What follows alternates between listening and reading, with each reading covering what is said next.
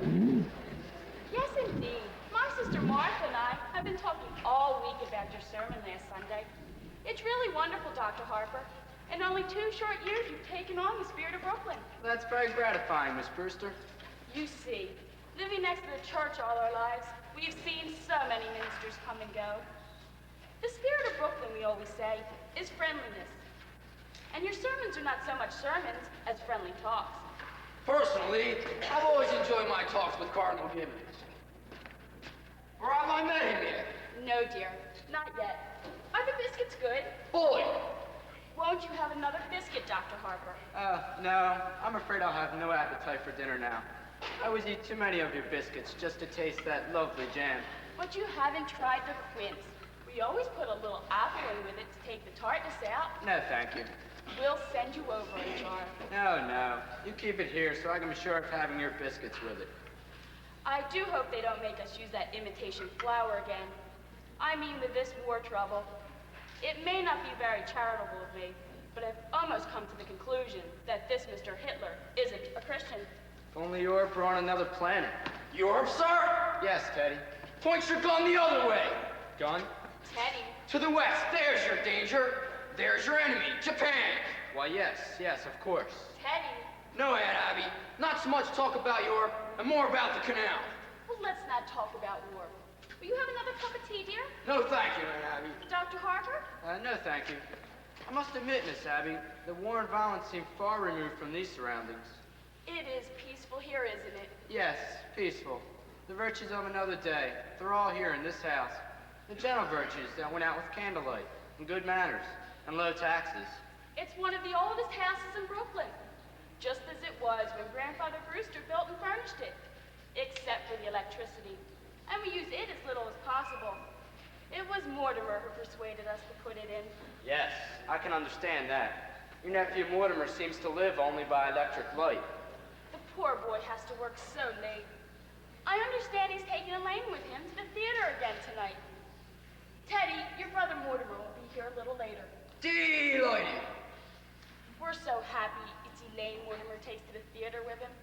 Well, it's a new experience for me to wait up until 3 o'clock in the morning for my daughter to be brought home. Oh, I hope you don't disapprove of Mortimer.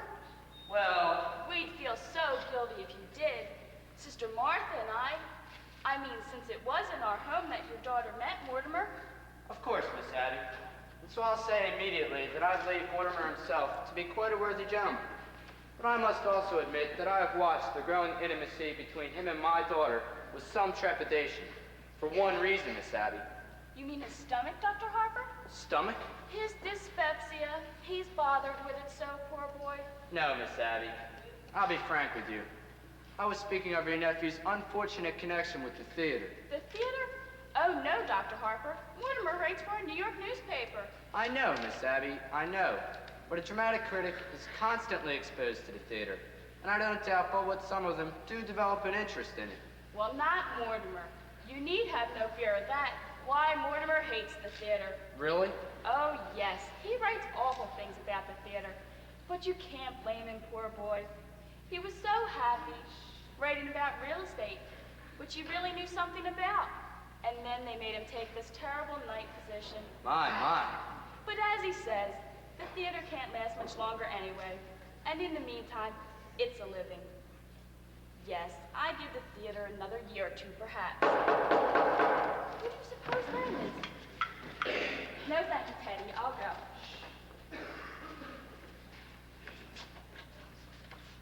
Here, Mr. Brophy.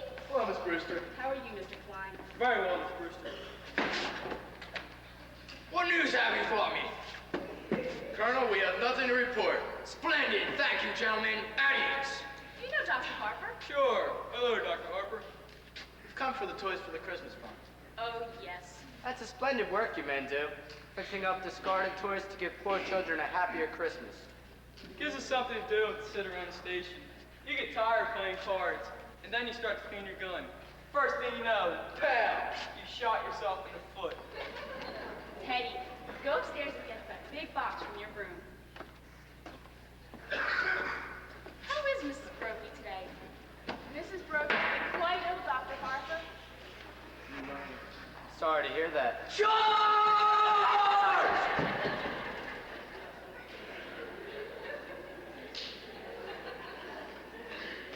Oh, she's better now. A little weak still. I'm going to get you some beef broth to take to her. Don't bother, Miss Abby. You've done so much for her already. We made it this morning. Sister Martha's taking some over to poor Mr. Beninsky right now. I won't be a minute. Sit down. Be comfortable, all of you. She shouldn't go to all that trouble. Listen, try to stop her or our sister from doing something nice. And for nothing. They don't even care how you vote. When I received my call to Brooklyn and moved next door, my wife wasn't well. When she died, and for months before, well, if I know what pure kindness and absolute generosity are, it's because I've known the Brewster sisters. Colonel! You promised not to do that! But I'll have to call a cabinet meeting, get the release of those supplies. He used to do that in the middle of the night. The neighbors raised Cain with us. They're a little afraid of him anyway. Oh, he's quite harmless. Suppose he does think he's Teddy Roosevelt. There's a lot worse people you can think he was. Damn shame.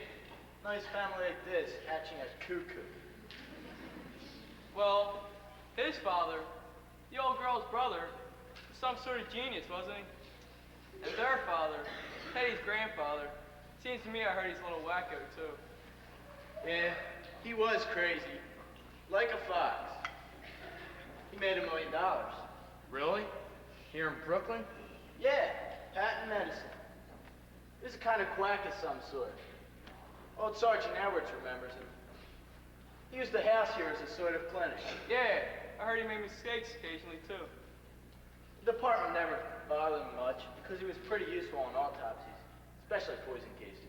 Well, whatever he did, he left his daughters fixed for life.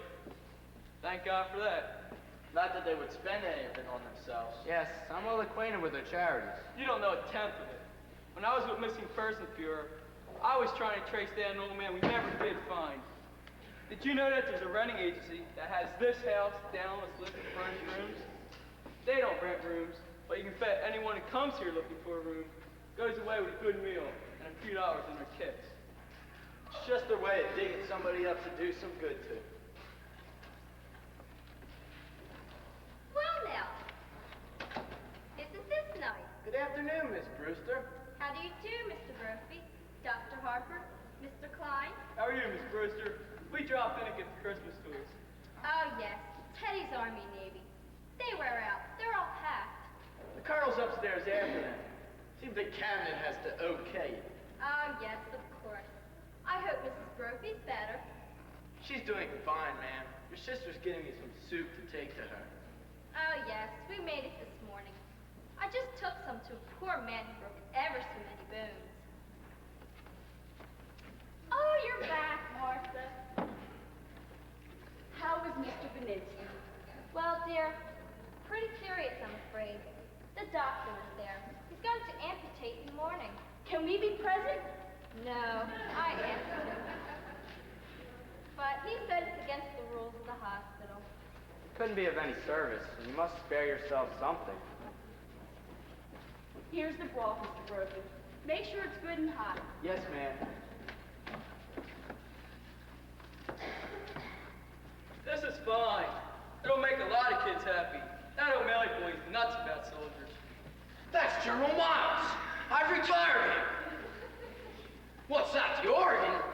Teddy, dear, put it back. But the Oregon goes to Australia. Now, Teddy. But I gave my word to Fighting Bob Evans. But What Teddy... difference one kid gets it? Bobby Evans? Izzy Cohen? We'll be running all now, ma'am. And thanks very much. Not at all.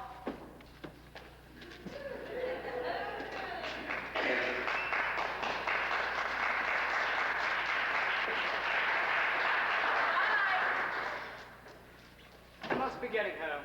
Before you go, Dr. Harper. Charge! Charge the blockhouse! Blockhouse? The stairs are always San Juan Hill.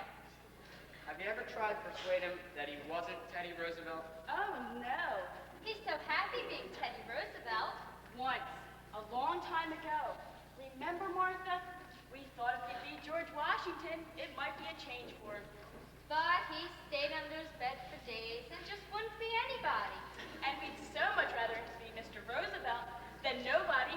Well, if he's happy, and what's more important, you're happy, you'll see that he signs these. What are they? Dr. Harper's made arrangements for Teddy to go to the Happy Dale Sanitarium after we pass on. But why should Teddy sign any papers now? It's better to have it all settled. If the Lord should take you away suddenly, perhaps we couldn't persuade Teddy to commit himself, and that would mean an unpleasant legal procedure. Mr. Witherspoon understands they're to be filed away until the time comes to use them. Mr. Witherspoon. Who's he? He's the superintendent of Happydale.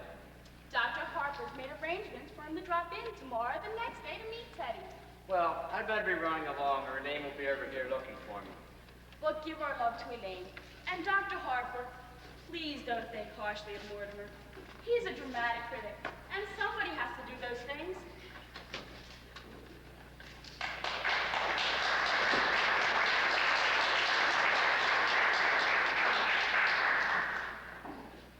Did you just have tea?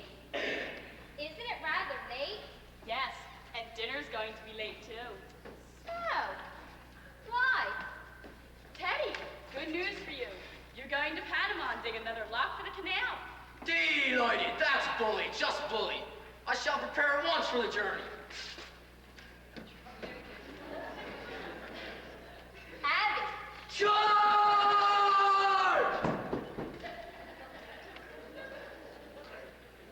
While I was out, I just couldn't wait. I didn't know when you'd be back. And Dr. Harper was coming. but all by yourself? Oh, I got along fine. Well, I'll run right downstairs and see.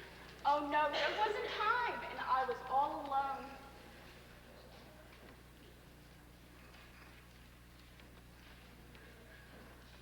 Well, Martha, just look in the window seat. Oh, it's Elaine. Come in, dear. good afternoon, Miss Abby. Good afternoon, Miss Martha. I thought Father was here. He just this minute left. Didn't you meet him? No. I took the shortcut through the cemetery. Mortimer hasn't come yet. No, dear. Oh? He asked me to meet him here. Do you mind if I wait? Not at all. Won't you sit down, dear? We really must speak to Mortimer about doing this to you. Doing what? Well, he was brought up to know better. When a gentleman is taking a young lady out, he should call for her at her house. Oh, there's something about calling for a girl at a parsonage that discourages any man who doesn't embroider. He's done this too often. We're going to speak to him. Oh, please do. After a young man whose idea of nightlife was to take me to prayer meeting, it's wonderful to go to the theater almost every night of my life. Well, it's comforting for us, too. Because if Mortimer has to see some of the plays he has to see, at least he's sitting next to a minister's daughter. My goodness, Elaine. What you must think of us not having tea cleared away by this time.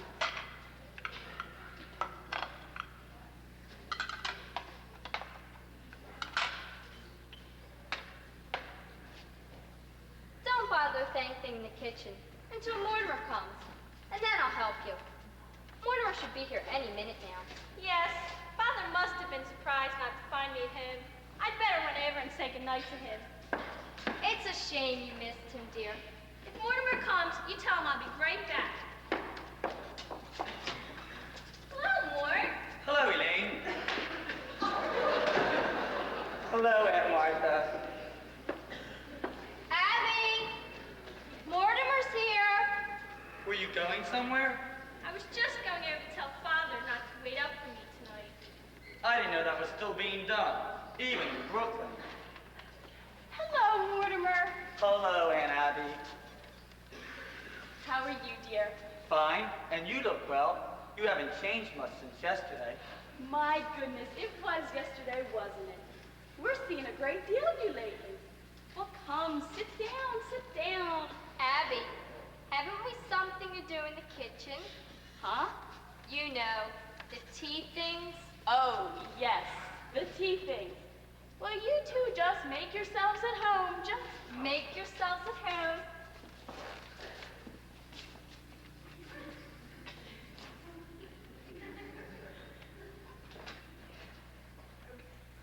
Well, can't you take a hint? No, that was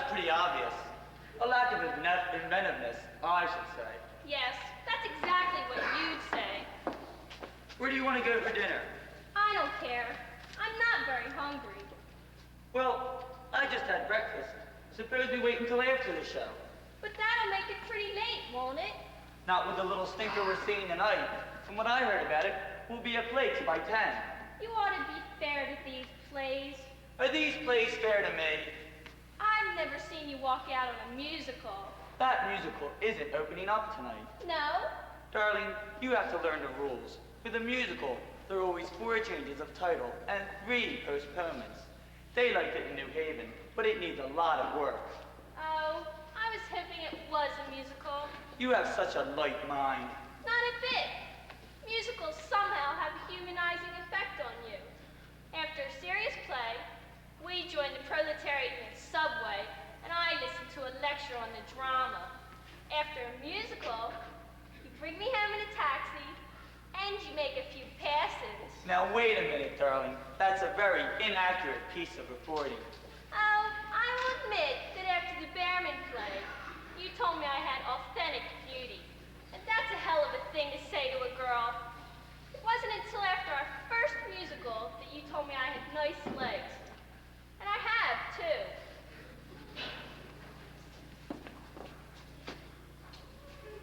For a minister's daughter, you know a lot about life. Where'd you learn it? In the choir loft. I'll explain that to you, darling. The close connection between eroticism and religion. Religion never gets as high as the choir loft. Which reminds me, I'd better run over and tell Father, please, not to wait up for me tonight. I'll never be able to rationalize it. What? My falling in love with a girl that lives in Brooklyn. Falling in love? You're not stooping to the articulate, are you? The only way I can regain my self-respect is by keeping you in New York. Did you say keep? No. I've just come to the conclusion that you're holding out for the legalities. I can afford to be a good girl for quite a few years yet. And I can't wait that long. Where could we be married? In a hurry? Say, tonight? I'm afraid Father will insist on officiating. Oh, God. I bet your father could even make the marriage service sound pedestrian. Are you by any chance writing a review of it? Sorry, darling. An occupational disease. I may give that play tonight a good review. Now, darling, don't pretend to love me that much. Be sure to tell your father not to wait up tonight. Think tonight I'd better tell him to wait up. I'll call friend Winchell to publish the bands. Nevertheless, All right, but no later than next month. darling, I'll talk it over with Father and set the date.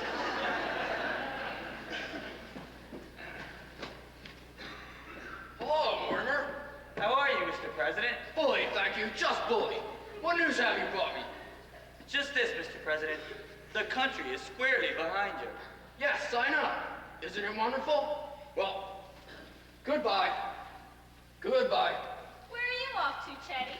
Panama. Panama's a cellar. He digs lobster canal down there. You're so sweet with him, and he's very fond of you. Well, Teddy always was my favorite brother. Favorite? Were there more of you?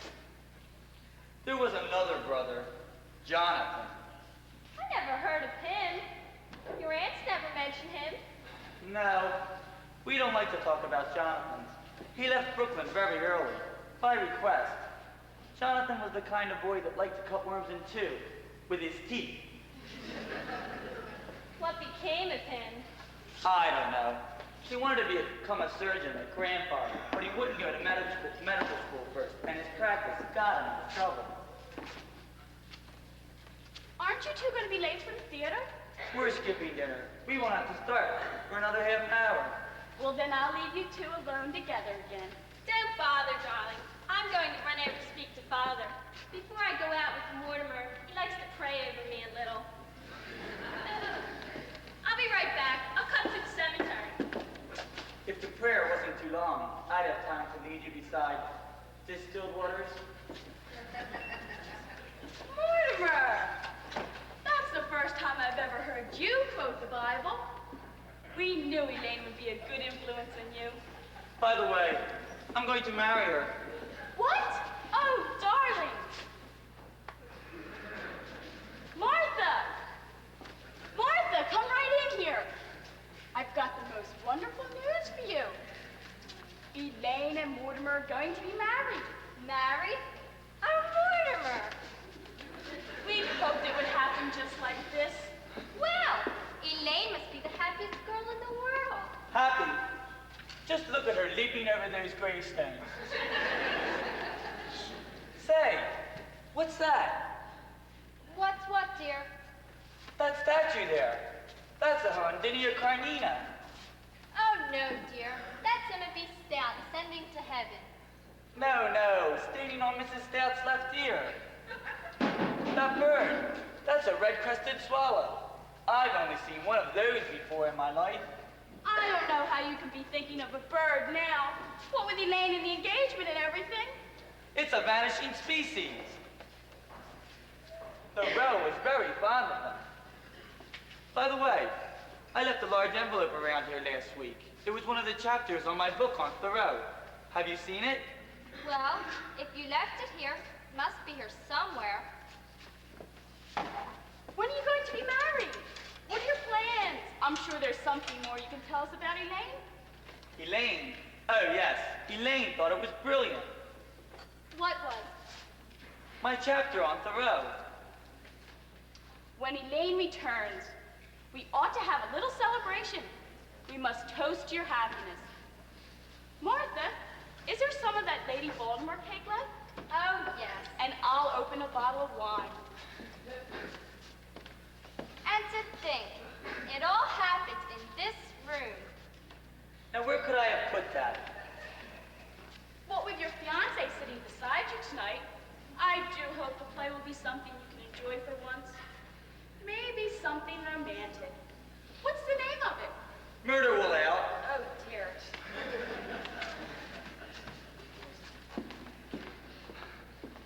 When the curtain goes up, the first thing you see is a dead body.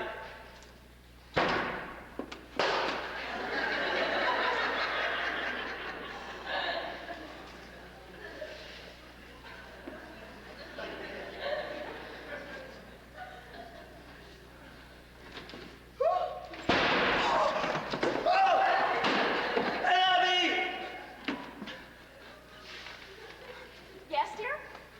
You were making plans for Teddy to go to that sanitarium?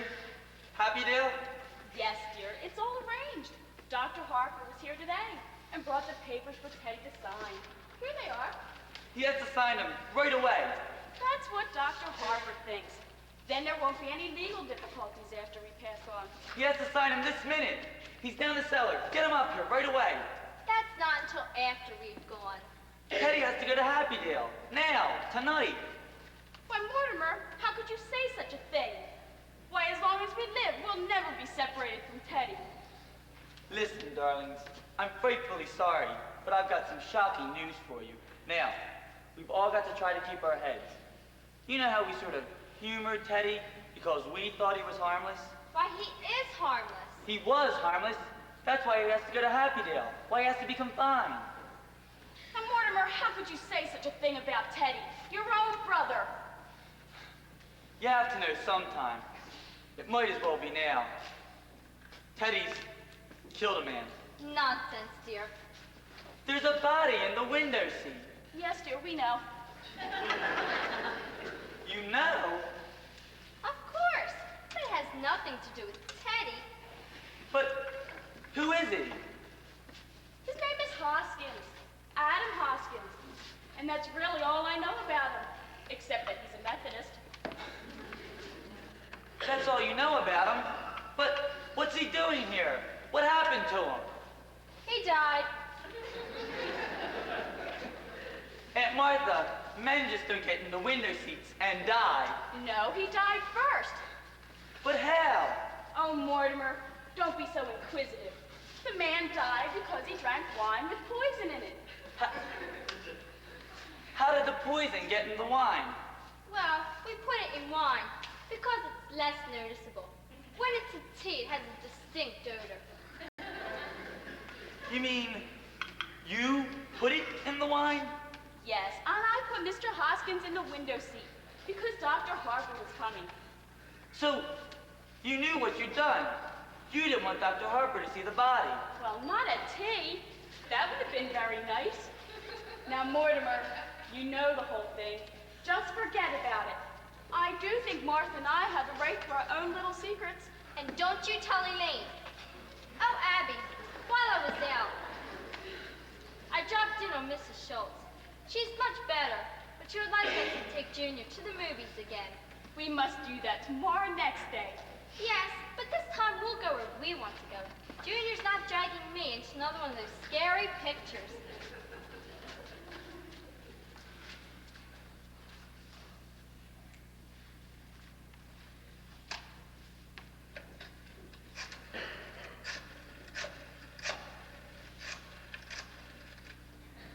Hello, city desk? Hello, Al? Do you know who this is? That's right. Say, Al, when I left the office this morning, I told you where I was going. Remember? Well, it would take me about a half hour to get to Brooklyn. What time have you got? That's right. I must be here. Aunt Abby, Aunt Martha, come in here. What are we going to do? What are we going to do? What are we going to do about what, dear? There's a body in there. Yes, Mr. Hoskins. Well, good heavens, I can't turn you over to the police, but what am I going to do? Well, for one thing, stop being so excited. And for pity's sake, stop worrying. We told you to forget the whole thing. Forget. My dear Aunt Abby, can't I make you realize that something has to be done? Now, Mortimer, you behave yourself. You're too old to be flying off the handle like this. But Mr. Hotchkiss. Hoskins, dear. Well, whatever his name is. You can't just leave him there. We don't intend to. No, Teddy's down the cellar, now digging the loft. You mean you're gonna bury Mr. Hotchkiss in the cellar? Yes, why, that's what we did with the others. No, but you can't bury...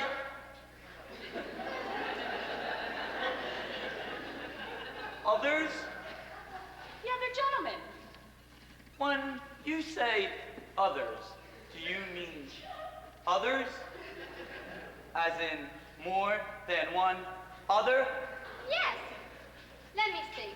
This is 11, isn't it, Abby? No, dear, this makes 12. Oh, I think you're wrong, Abby. This is only 11. No, because it occurred to me when Mr. Hoskins first came in, he would make just an even dozen. Well, you really can't count. You really shouldn't count the first one. Oh, I was counting the first one, so that makes it 12.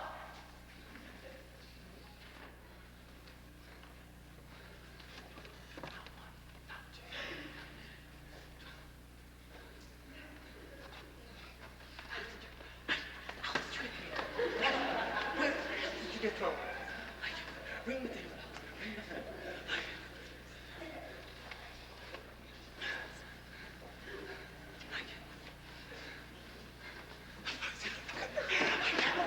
Well, where the hell did they get 12 men from? That's what I want to know. Bring the 12 men! Where the hell do you get 12 men? I can't believe this. 12. Not one, not two, not even 3. 12. Hello. Oh, no, Al. I'm sober as a lark. I just called you because I was feeling a little parandello. You wouldn't know, Al. Look, get a hold of George. He's got to cover the play tonight. I can't do it. No, Al, you're wrong. I'll tell you all about it tomorrow. You get a hold of George. This is my department, and I'm running it. You get a hold of George. All right, let's see. Where were we? 12! Yes, Abby thinks we should count the first one, and that makes 12. All right. Now, who was the first one? Mr. Midgley, he was a Baptist. I still say you can't claim full credit for him, because he just died. Martha means without any help from us. You see, Mr. Midgley came here looking for a room, It was right after you moved to New York. and it didn't seem right for that lovely room to be going all to waste. when there were so many people who needed it. He was such a lonely old man. All his kith and kin were dead. It left him so forlorn and unhappy. We felt so sorry for him. And when his heart attack came, and he sat dead, right in that chair, looking so peaceful, remember, Martha, we decided then and there that if we could help other lonely old men to the same peace, we would. You mean that man walked in here and dropped dead right in that chair? How awful for you. No, dear. Why, it was rather like old times.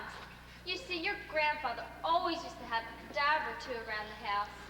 And you see, Teddy was digging in Panama, and he thought Mr. Midgley was a yellow fever victim. That meant he had to be buried immediately.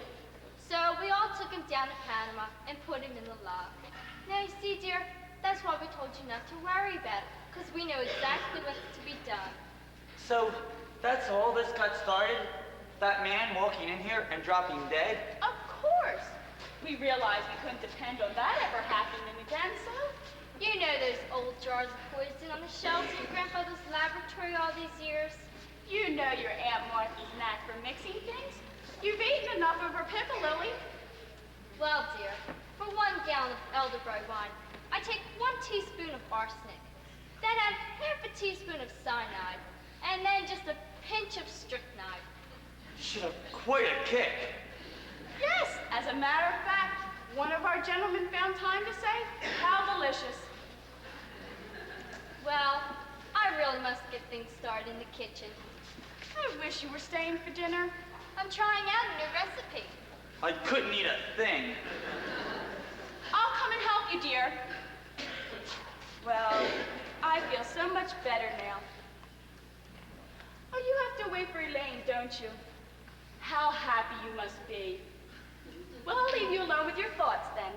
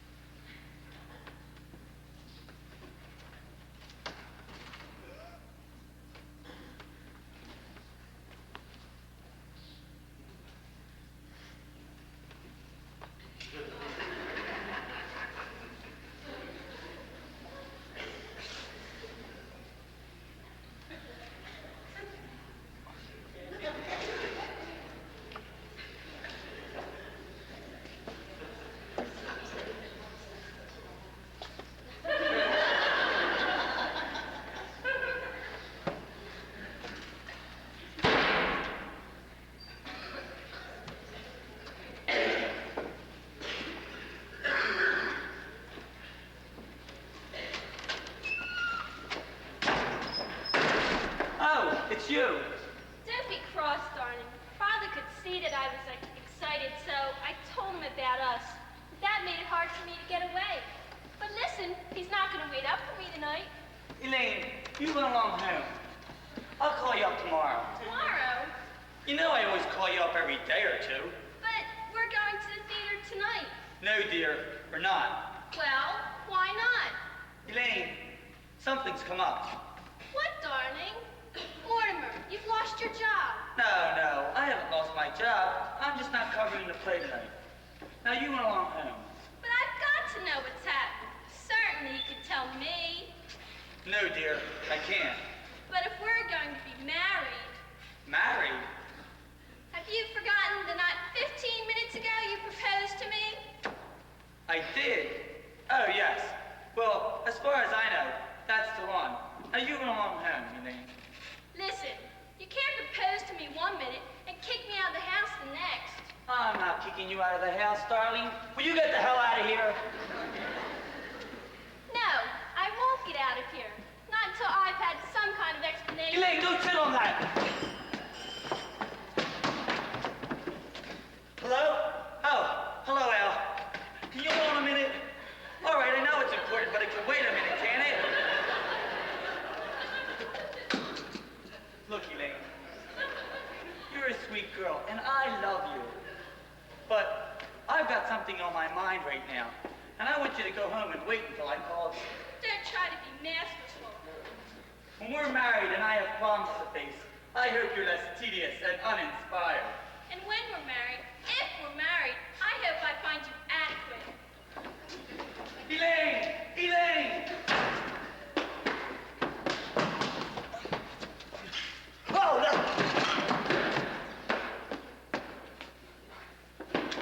Oh, Al! Hello! Hello, Al!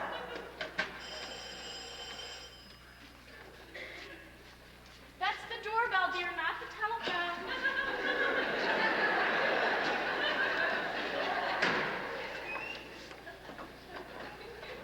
Yes, won't you I understand you step have in? a room to rent. Yes, Are you the lady of the house? yes. I'm Miss Brewster. And this is my sister, another Miss Brewster.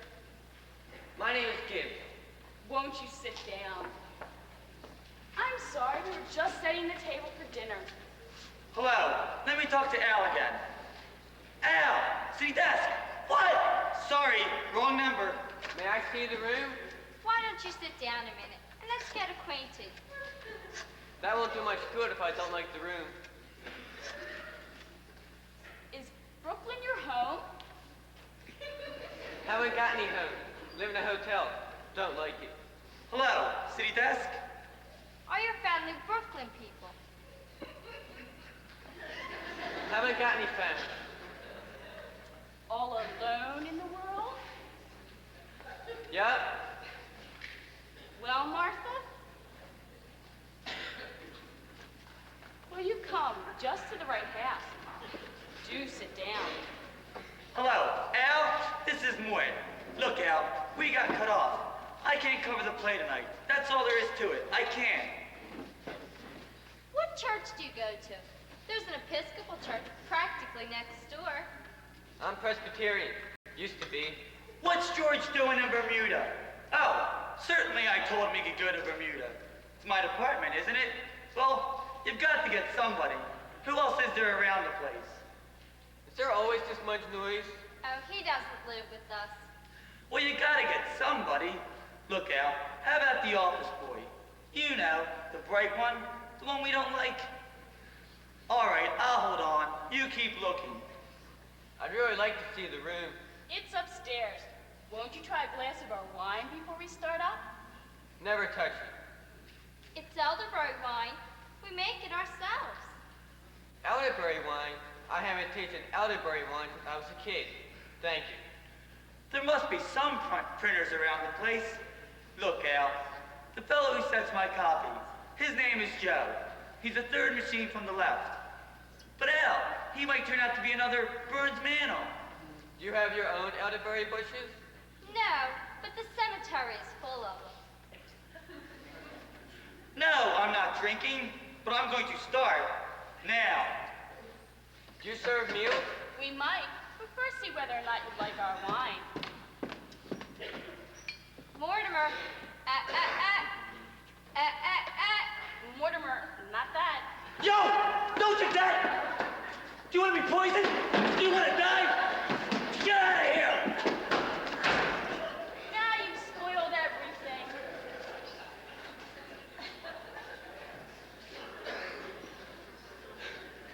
I don't know how to explain this to you, but it's not only against the law, it's wrong. It's not a nice thing to do. People wouldn't understand. He wouldn't understand. Abby, we shouldn't have told Mortimer. Well, what I'm trying to say is, this has developed into a very nasty habit. Mortimer, we don't try to stop you from doing things you like to do. I don't see why you should interfere with us.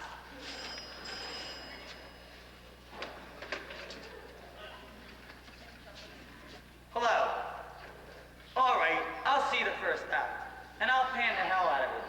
But look, Al, you've got to do something for me. Get a hold of O'Brien, our lawyer, the head of our legal department. Have him meet me at the theater. Now, don't let me down.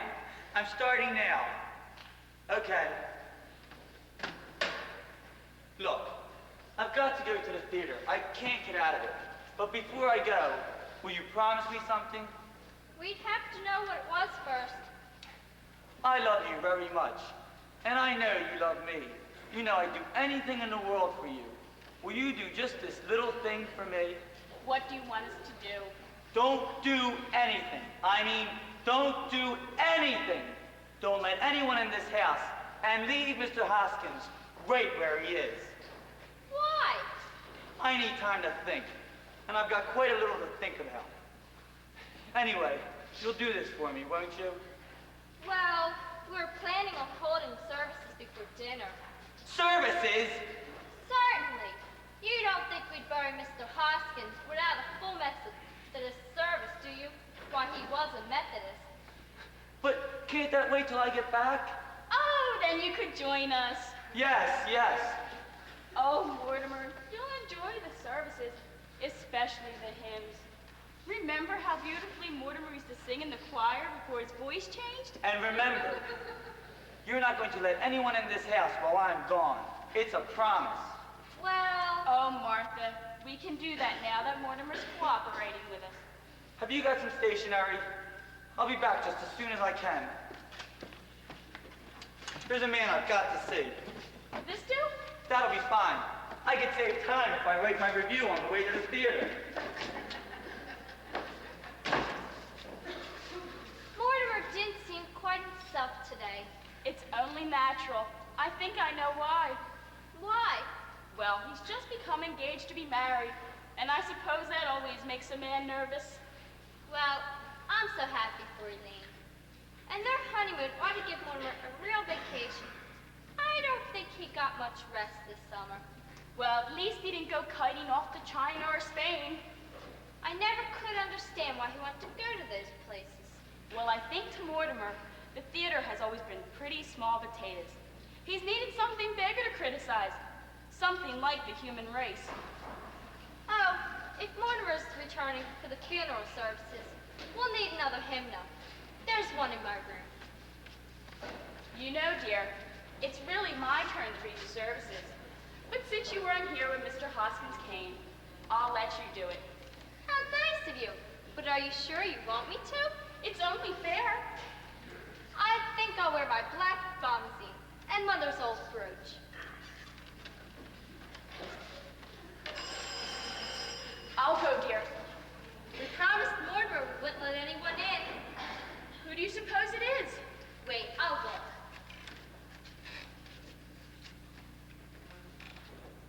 It's two men, and I've never seen them before. Are you sure? There was a car at the curb. They must have come in that. Let me look.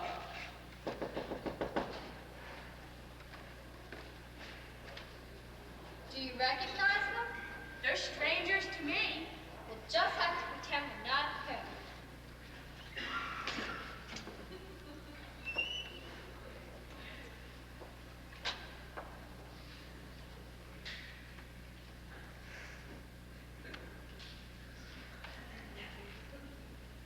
Come in, Doctor.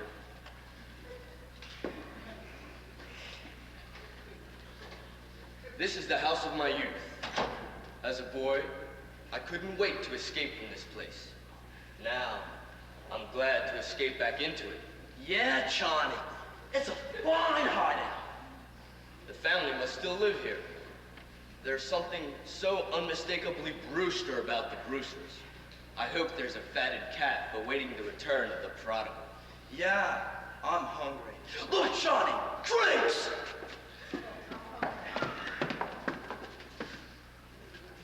Who are you? What are you doing here? Why, Aunt Annie, Aunt Martha. It's Jonathan. You get out of here. I'm Jonathan, your nephew, Jonathan. Oh, no, you're not. You're nothing like Jonathan, so don't pretend you are. But I am Jonathan. And this is Dr. Einstein. And he's not Dr. Einstein either. Not Dr. Albert Einstein, Dr. Herman Einstein. Who are you? You're not our nephew, Jonathan. I see you're still wearing the lovely garnet ring Grandma Brewster bought in England. And you, Aunt Martha, Still the high collar? To hide the scar where grandfather's acid burned you. His voice is like Jonathan's. Have you been in an accident? No, my face. Dr. Einstein is responsible for that. He's a plastic surgeon. He changes people's faces. But I've seen that face before. Abby, remember when we took the little Schultz to the movies and I was so frightened? It was that face. Easy, Johnny. Easy. Don't worry, ladies. Last 5 years, I give Johnny 3 new faces. I can know them right away. This last face, well, I saw a picture too. Just before you operate, and I was intoxicated. You see, Doctor? You see what you've done to me? Even my own family! Johnny! You're home! In this lovely house! How often he tells me about Brooklyn, about this house, about his aunts that he loves so much. They know you, Johnny. You know it's Jonathan. Speak to him. Tell him so. Well, Jonathan, it's been a long time. What have you been doing all these years? Yes, Jonathan. Where have you been? Oh, England, South Africa, Australia. The last 5 years in Chicago. Dr. Einstein and I were in business there together. Oh, we were in Chicago for the World's Fair. Yes. We found Chicago awfully warm. Yeah, it got hot for us too. Well, it's wonderful to be in Brooklyn again. And you, Abby, Martha, you don't look a day old. Just as I remembered you. Sweet, charming, hospitable. And dear Teddy, did he get into politics? My little brother, Doctor, was determined to become president.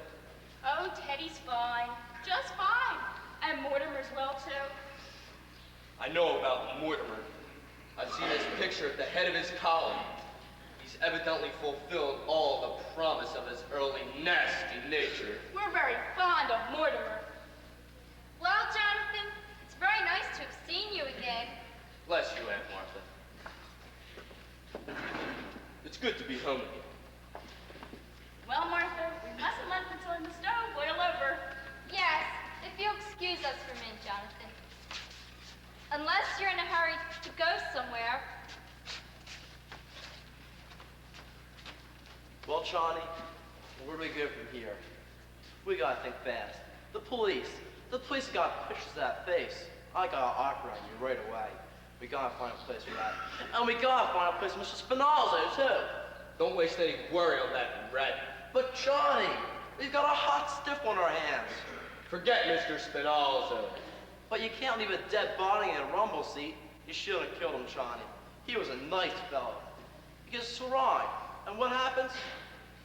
He said I looked like Boris Karloff. That's your work, Doctor. You did that to me. Now, Johnny, we find a place somewhere. I fix you up quick. Tonight. Johnny, I gotta eat first. I'm hungry. I'm weak. Well, Jonathan, we're glad that you remembered us and took the trouble to come in and say hello. But you were never happy in this house, and we were never happy while you were in it. So we've just come in to say goodbye. Aunt Abby, I can't say that your feelings towards me come as a surprise. I've spent a great many hours regretting the many heartaches I must have given you as a boy. You were quite a trial to us, Jonathan. But my great disappointment is for Dr. Einstein. I promised him that no matter how rushed we were in passing through Brooklyn, I'd take the time to bring him here for one of Aunt Martha's home-cooked dinners. Oh? I'm sorry. I'm afraid there wouldn't be enough. Abby, it is a pretty good-sized pot roast. Hot roast? I think the least we can do is... Thank you, Aunt Martha. We'll stay to dinner. We'll hurry it along then. Yes.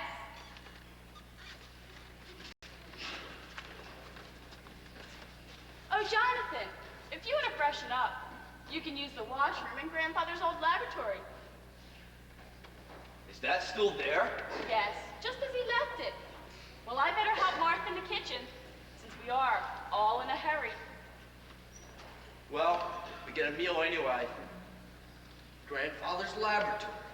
And just as it was, Doctor, a perfect operating room. Too bad we can't use it. Why, after you finish with me, we could make a fortune here. The laboratory, a large ward in the attic, 10 beds, Doctor. And Brooklyn is crying for your talents. Why work yourself up, Johnny? Anyway, for Brooklyn, I think we're a year too late. You don't know this town. Practically everybody in Brooklyn needs a new face. But so many of the old faces are locked up. A very small percentage. And the boys in Brooklyn are famous for paying generously to stay out of jail. Take it easy, Johnny. Your aunts, they don't want us here. We're invited to stay, aren't we? Yeah, but after dinner.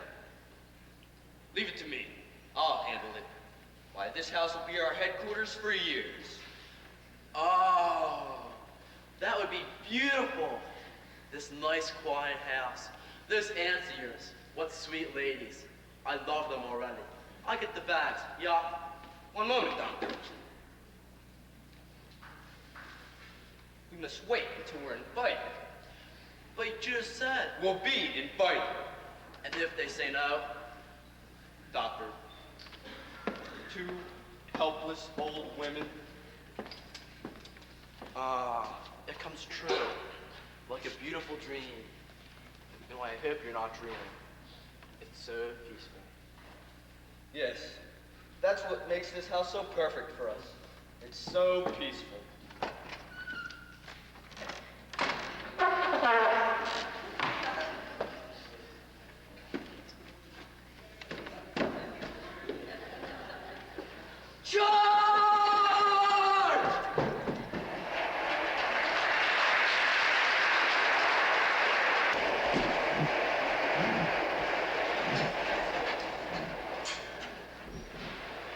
Yes, Auntie.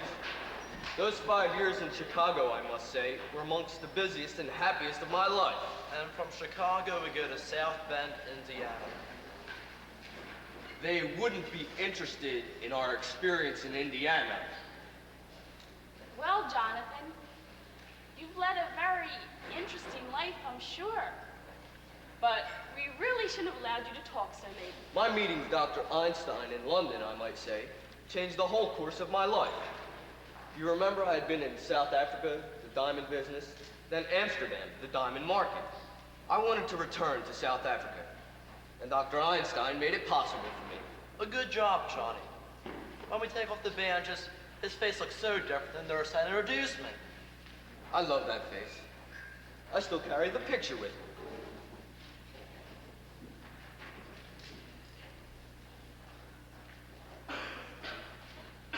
This looks more the way you used to look, but I still wouldn't know you. I think we'll go back to that face, Doctor. Yeah, it's safe now. Well, I know you both want to get to where you're going. My dear aunts, I'm so full of that delicious dinner, I'm unable to move a muscle. Yeah, it's nice here. After all, it is very late and... I found it! What did you find, Teddy? The story of my life, my biography. Here's the picture I was telling you about, General. Here we are, both of us. President Roosevelt and General Goethals at Culebra Cup. That's me, General, and that's you. My, how I've changed. Well, you see, we haven't even taken the picture yet. We haven't even started work on Culebra Cut. We're still digging locks. And now, General, you will accompany me to Panama to inspect the new lock. No, Teddy, not to Panama. We go some other time. Panama's a long way off. Nonsense. It's just down in the cellar. The cellar. We let him dig the Panama Canal in the cellar. General Goethals, as President of the United States, Commander-in-Chief of the Army and Navy, and man who gave you this job, I demand you accompany me to Panama to inspect the new lock. Teddy, I think it's time you went to bed. I beg your pardon. Who are you? I'm Woodrow Wilson, Go to bed. No, you're not, Wilson. But your face does look familiar. Let's see. You're not anyone I know now. Perhaps later, yes. On my hunting trip to Africa. You look like someone I might meet in the jungle. It's your brother Jonathan. He's had his face changed. So that's it. A nature faker. And perhaps you better go to bed, Teddy. Jonathan and his friend have to get back to their hotel. General Goethals, inspect the canal. All right, Mr. President.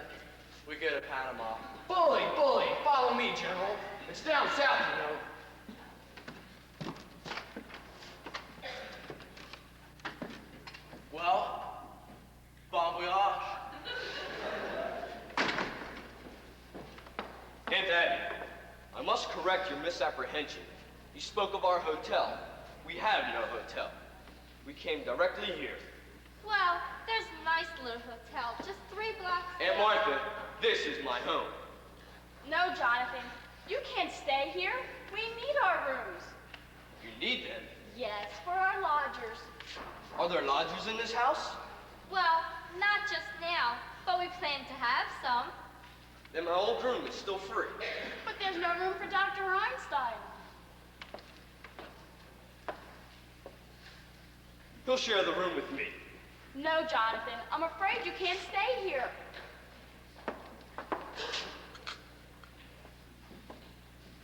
Dr. Einstein and I need a place to sleep. You remembered earlier this afternoon, as a boy, I could be disagreeable. It wouldn't be very pleasant for any of us. Perhaps we'd better let them stay here for tonight. Well, just overnight, Jonathan. That's settled. Now, if you'll get my room ready. It only needs airing out. Yes, we keep it ready to show our lodgers. I think you and Dr. Einstein will find it comfortable.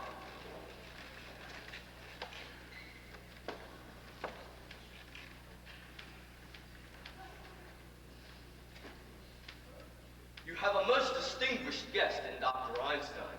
I'm afraid you don't appreciate his skill, but you will. In a few weeks, you'll see me looking like a very different John. We can't operate on you here. When Dr. Einstein and I get organized, when we resume practice. Oh, I forgot to tell you. We're turning Grandfather's laboratory into an operating room. We expect to be quite busy. Jonathan, we will not let you turn this house into a hospital. A hospital? Heavens no. Why, it'll be a beauty parlor. Hey, Johnny! Down the cellar. Dr. Einstein, my dear aunts have invited us to live with them. Oh, you fixed it? Well, you're staying here tonight. Please get our room ready immediately. Well, for tonight. Hey, Johnny, when I go down the cellar, what do you think I find? What? The Panama Canal. The Panama Canal. It just fits Mr. Spinoza. It's a whole teddy dog, 6 feet long and 4 feet wide.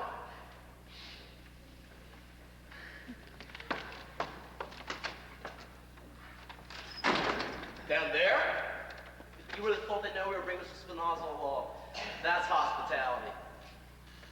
Rather a good joke on my aunts. They're living in a house with a body buried in the cellar. How do we get him in? Yes. We can't just walk him through the door.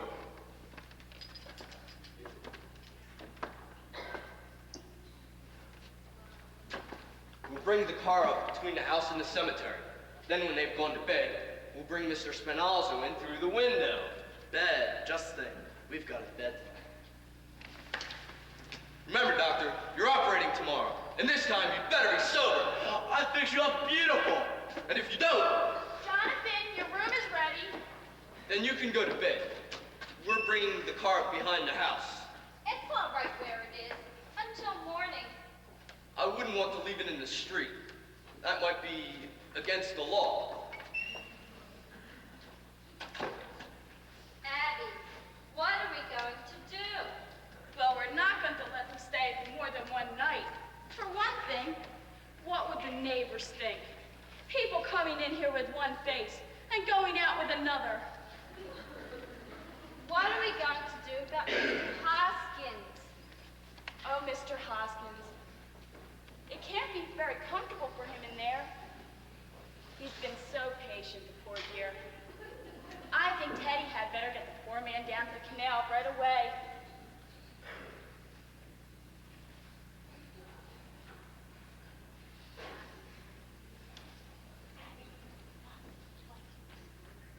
Abby, I will not invite Jonathan to the funeral services. No, we'll wait till they've gone to bed, then come down and hold the services.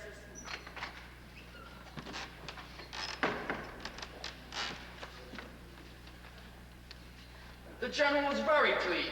He said the canal's just the right size.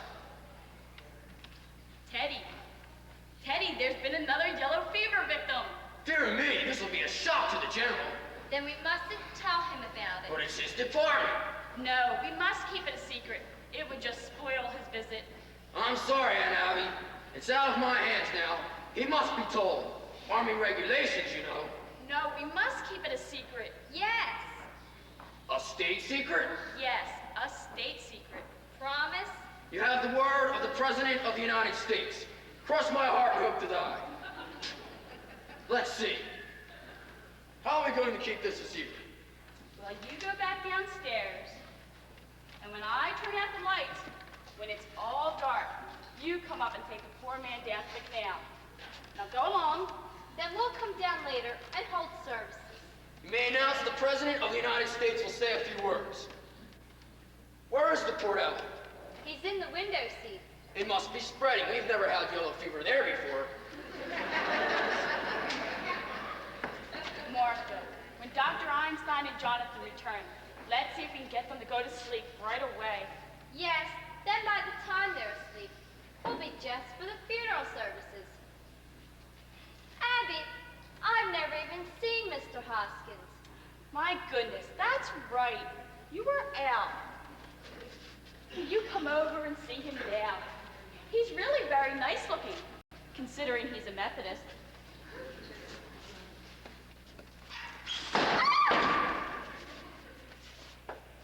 We're bringing the luggage through here.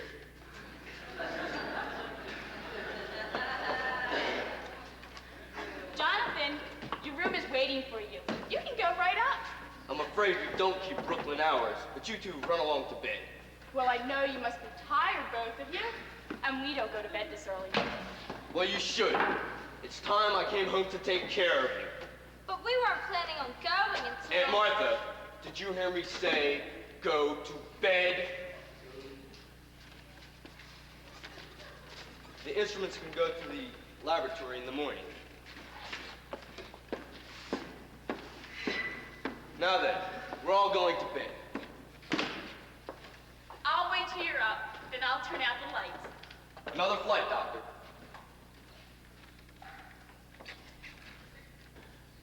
Run along, Aunt Martha.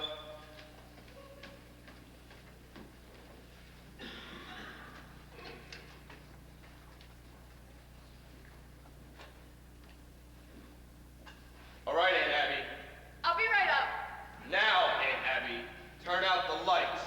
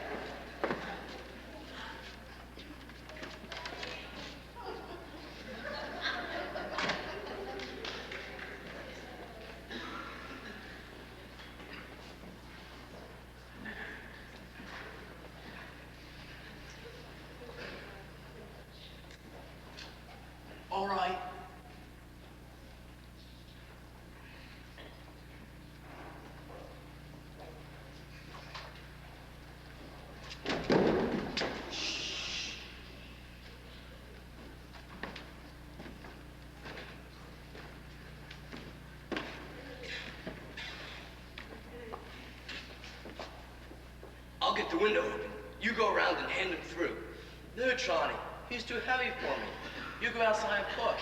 I stay here and pull. And together, we come down to Panama. All right. I'll take a look around outside.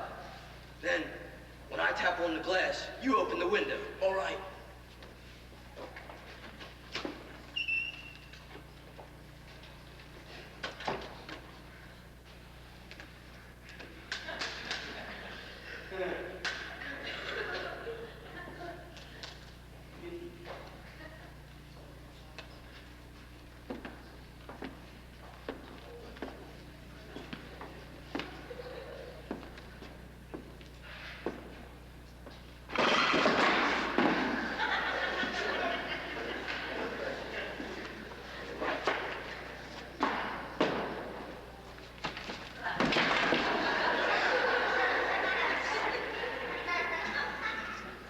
Who left this open, dumb cough?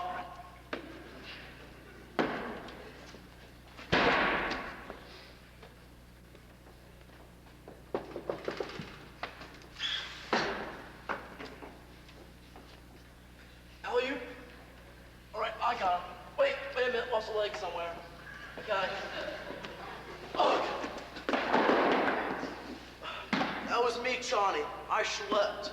Be more careful. Well, the shoe came off. Johnny, find the door. Go quick. No, I'm out here. Go quick.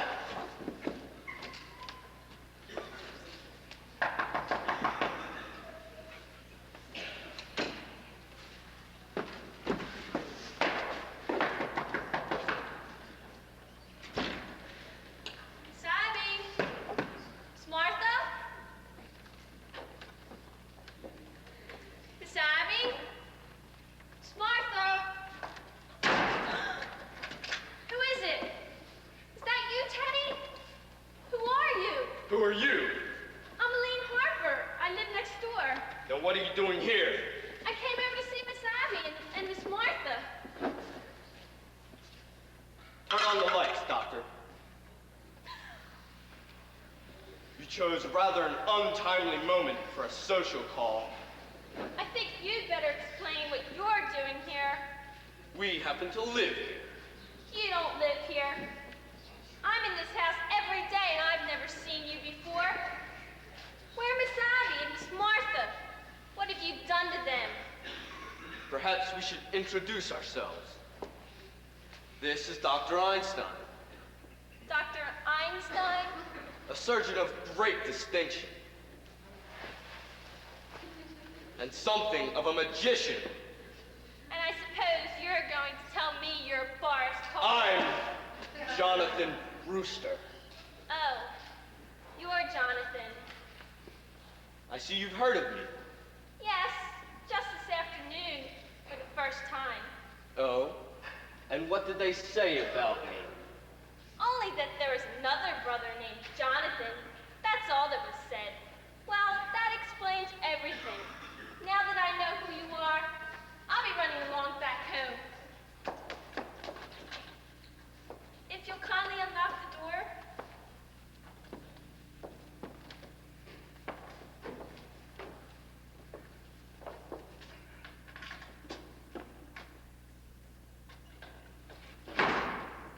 That explains everything.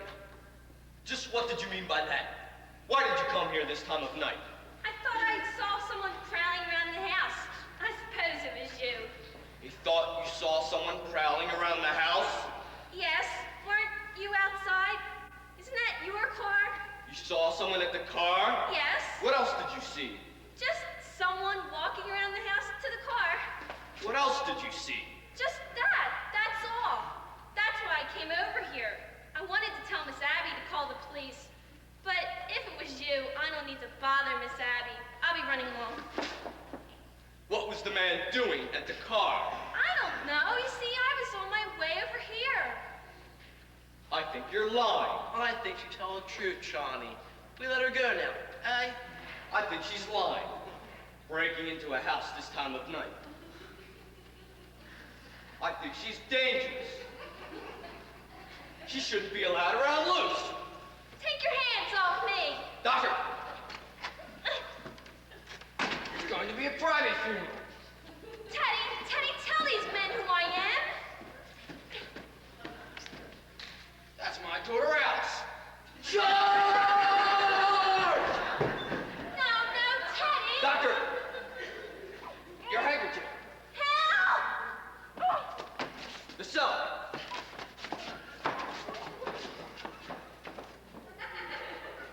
What's the matter? What's happening down there?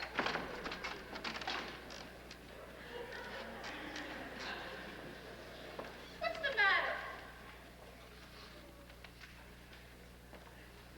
What are you doing? We caught a burglar, a sneak thief. Go back to your room. We'll call the police. We've called the police. We'll handle this. Go back to your room. Do you hear me?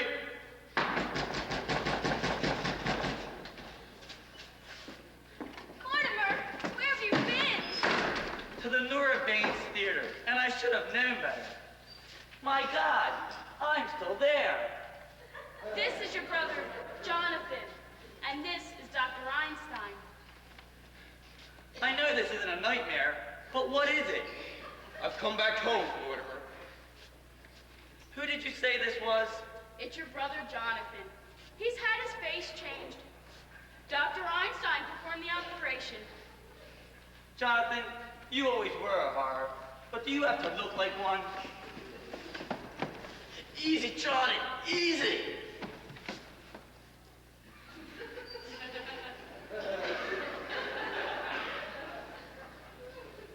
Mortimer, have you forgotten the things I used to do to you when we were boys?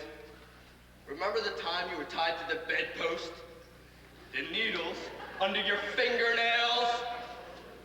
My God, it is Jonathan. Yes, I remember. I remember you were one of the most detestable, vicious, venomous forms of animal life I ever knew. Now, don't you two boys start quarreling the minute you've seen each other. Don't worry, Aunt Abby. There won't be any fight. Jonathan, you're not wanted here. Get out. Dr. Einstein and I have been invited to stay. Not in this house. For tonight. I don't want him anywhere near me. But we did invite them, and it wouldn't be very nice for us to go back on our word. All right. Just for tonight. But first thing in the morning, out. Where are they staying? Jonathan's old room. That's my old room. I'm staying in that room. I'm here to stay. Oh, Mortimer, I'm so glad. Johnny, we sleep down here. You bet your life you sleep down here. You sleep on the sofa, and I sleep on the window seat. The window seat? Well, let's not argue about it. That window seat's good enough for me to sleep on tonight. You know, Johnny, all this argument, it makes me think of Mr. Spinoza. Spinoza? Well now, Mortimer, it really isn't necessary to inconvenience you like this. We'll sleep down here. Jonathan, your sudden consideration for me is very unconvincing. Come on, Johnny. We get our things out of the room, eh? Don't bother, Doctor. Doctor, I've completely lost track of Mr. Spinoza. Who is this Mr. Spinalzo? Just a friend of ours, Johnny's been looking for. Well, don't bring anybody else in here. It's all right, Johnny. I'll be back. I'll tell you all about it. Oh, Mortimer, you don't have to sleep down here. I can go in with Martha, and you can have my room. No trouble at all, Aunt Abby. We'll be packed in just a few minutes, and then you can have the room, Mortimer. You're just wasting your time. I told you I'm staying down here. Mortimer, What's the matter with you, dear? I've almost been killed. You've almost been Abby, Martha. No, it was Jonathan. He mistook her for a sneak thief. No, it was more than that. He's some kind of maniac, Mortimer. I'm afraid of him. Why, darling, you're trembling. Have you got any smelling salts? No, but do you think some hot tea or coffee? Coffee. And make some sandwiches. I haven't had any dinner yet. We'll make something for both of you. Martha, we can leave our gloves down here now. Were you going somewhere? Do you know what time it is? It's after 12. 12! Elaine, you have to go home. What? Well, you wanted some sandwiches. you both. It won't be a minute. Yes. Why? Don't you remember? We want to celebrate your engagement.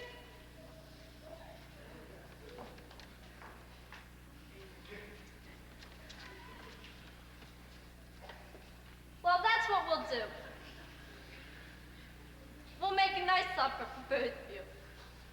And I'll open a bottle of wine. All right. No wine. Mortimer, what's going on in this house? What do you mean, what's going on in this house? You were supposed to take me to dinner in the theater tonight. You called it off. You asked me to marry you. I said yes. And 5 minutes later, you threw me out of the house. Tonight, after your brother tries to strangle me, you want to chase me home. Now listen, Mr. Brewster. Before I go home, I want to know where I stand. Do you love me? I love you very much, Elaine. In fact, I love you so much, I can't marry you. Have you suddenly gone crazy? I don't think so, but it's only a matter of time. You see, dear, insanity runs in my family. It practically gallops. Now, wait a minute. You've got to do better than that. No, dear, there's a strange taint in the Brewster blood. If you really knew my family, well, it's what you'd expect if Strindberg had written Hellzapoppin'. Now, just because Teddy is a little... No, it goes way back to the first Brewster, the one that came over on the Mayflower. Well, you know, in those days, the Indians used to scalp the settlers. Well, he used to scalp the Indians. Mortimer, that's ancient history.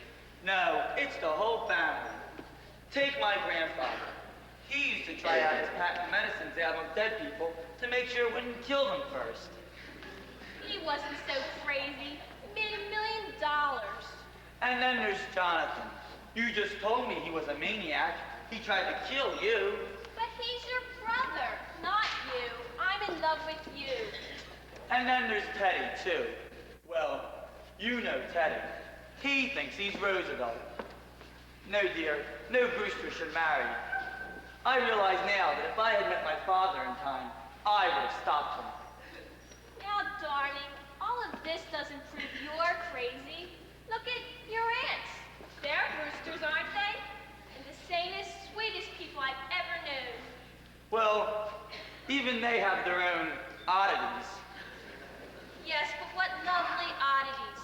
Kindness, generosity, human sympathy. There's another one.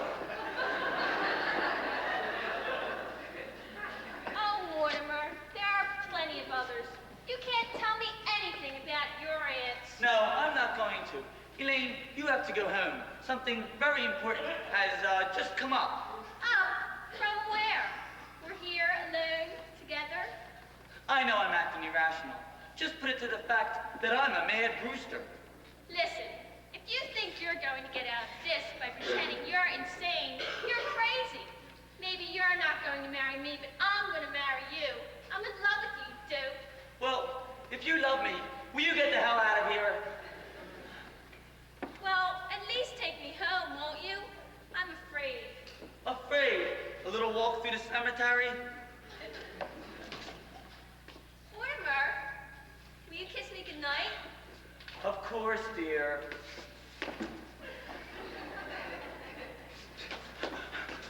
Good night, dear.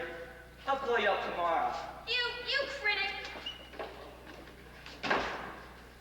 Aunt Abby, come in here. I'll be in a minute, dear. Come in here now. Yes, dear, what is it? Where's Elaine? I thought you promised me not to let anyone in this house while I was gone. But Jonathan just I walked don't in mean here. Jonathan. And Dr. Einstein. I don't mean Come Dr. in. Einstein. Who is that in the window seat? We told you, Mr. Hoskins. It is not Mr. Hoskins. Who can that be? Are you trying trying to tell me you never saw this man before? I certainly am. Why, this is a fine how do you do. It's getting so anybody thinks he can walk into this house. Now, Aunt Abby, don't you try to get out of this. That's another one of your gentlemen. Why, Mortimer, how could you say such a thing? That man's an imposter. And if he came to this house to be buried in our cellar, he's mistaken. Oh, Aunt Abby, you admit you put Mr. Hoskins in the window seat? Yes, I did. Well, that man couldn't have just got the idea from Mr. Hoskins. By the way, where is Mr. Hoskins? He must have gone to Panama. Oh, you buried him? No, not yet. He's just down there waiting for the services, poor dear. We haven't had a minute, what with Jonathan in the house. We always wanted to hold a double funeral. But I will not read services over a total stranger. A stranger? Aunt Abby, how can I believe you? There are 12 men in the cellar, and you admit you poisoned them. Yes, I did. But you don't think I'd stoop to telling a fib. Martha! Oh, Mortimer, I'd like to have a word with you. A word's about all you have time for, Jonathan, because I've just decided that you and your doctor friend are going to have to leave this house just as soon as possible. I'm glad you recognize the fact that you and I can't live under the same roof together. But you've arrived at the wrong solution. Take your suitcase and get out. Jonathan, you're beginning to bore me. You played your one-night stand in Brooklyn. Move on. My dear Mortimer, just because you've graduated from the back bench to the typewriter, don't think you've grown up. I'm staying, and you're leaving. And I mean now. If you think you can frighten me, if you think that there's anything that I fear... I've lived a strange life, Mortimer, but it's taught me one thing. To be afraid of nothing. Martha, just look and see what's in that window seat. No, Aunt Abby!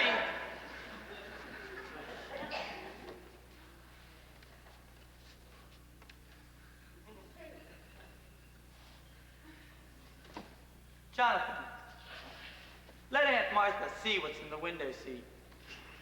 I thought so. Aunt Abby, I owe you an apology. I have good news for you.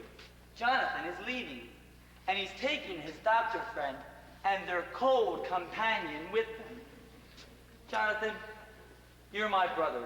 You're a Brewster, and I'm going to give you a chance to get out and take the evidence with you. Now, you can't ask for more than that. Very well. I'll just have to call the police. Don't reach for that telephone. Are you still giving me orders after seeing what's happened to Mr. Spinalzo? Spinalzo? I knew he was a foreigner. Remember, what happened to Spinalzo can happen to you, too.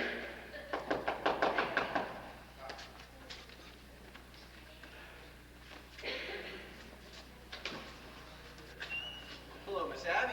Oh, Officer O'Hara. Is there something we can do for you? I saw your lights on. Thought there might be a sickness in the house. Come right in, Officer O'Hara. It's nice seeing you. Yes, come right in, Officer O'Hara. This is our nephew, Mortimer. And this is another nephew, Jonathan. Pleased to make your acquaintance. It must be nice having your nephews come visiting you. Are they going to be staying with you for a bit? I'm staying. My brother Jonathan was just leaving. I've met you here before, haven't I? I'm afraid not. Jonathan hasn't been home for years. Your face looks familiar to me. Maybe I've seen a picture of you somewhere. I don't think so. On your way, eh, Jonathan? I'd hurry if I were you. Your things are already packed anyway, aren't they? Well, you'll be wanting to say your goodbyes. I'll be running along. What's the rush? I'd like to have you stick around until my brother goes. I just dropped in to make sure everything was all right. We're gonna have a cup of coffee in a minute. Won't you join us? Oh, I forgot the coffee. Well, I'd better make some more sandwiches. I ought to know your appetite by this time, Officer O'Hara. Don't bother. I'm due to ring in a few minutes. You can have a cup of coffee with us. My brother was just leaving. Sit down. Say, ain't I seen a photograph of your brother around here someplace? I don't think so. He certainly reminds me of somebody. He looks like someone you've probably seen in the movies. I never go to the movies. I hate them. My mother says the movies are a bastard art. Yes, it's full of them. Your, mother said that? Yeah, my mother was an actress, a stage actress. Perhaps you heard of her. Peaches Latour. Sounds like a name I've seen on a program. What did she play? Her big hit was Mutt and Jeff. Played for 3 years. I was born on tour in the 3rd season. You were? Yup, Sioux City, Iowa. I was born in her dressing room at the end of the 2nd act. My mother made the finale. What a trooper. I bet there's a good story in your mother. You know, I write about the theater. You do? Say, you're not Mortimer Brewster, dramatic critic. Yes. I certainly am glad to meet you. Say, Mr. Brewster, you and me are in the same line of business. You are?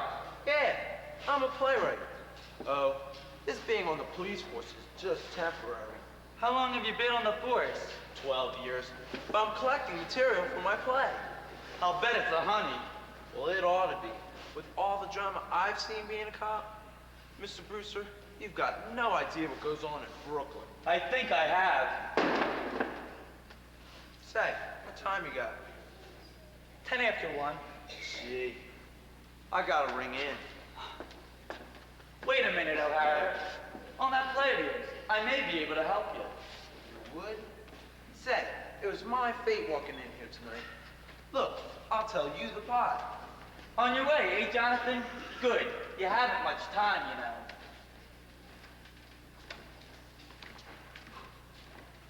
Well, everything's just about ready. Oh, are you leaving, Jonathan? Goodbye. Goodbye, Dr. Einstein. Doesn't this case belong to you? Don't try that. You can't go yet. You have to take everything with you. Look, O'Hara, it was nice meeting you. I'll see you again sometime, and we'll talk about your play. Oh, I'm not leaving, Mr. Brewster. Why not? You just offered to help me with my play, didn't you? You and me are gonna write my play together. But I can't do that, O'Hara. I'm not a creative writer. I'll do the creating. You just put the words to it. But O'Hara! No, sir, Mr. Brewster. I ain't leaving this house till I tell you the plot. In that case, we'll be running along. Don't try that! You have to take everything with you. Look, O'Hara, you run along now, eh? My brother was just going. I can wait. I've been waiting 12 years. I'm sorry I was so long. Don't bring that in here. Officer O'Hara, will you join us for a bite in the kitchen? The kitchen?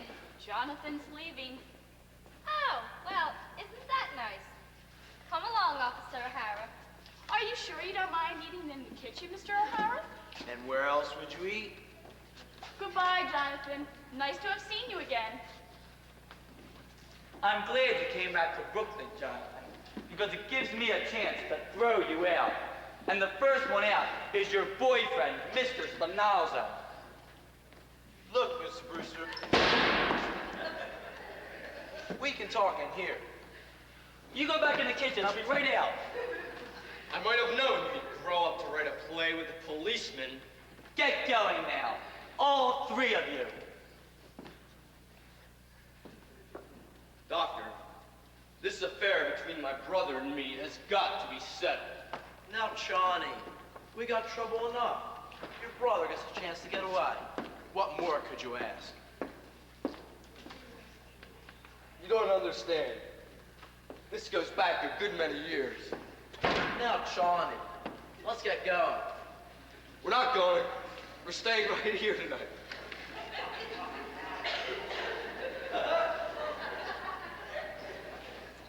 With a cop in the kitchen, Mr. Spinazzo in the window seat.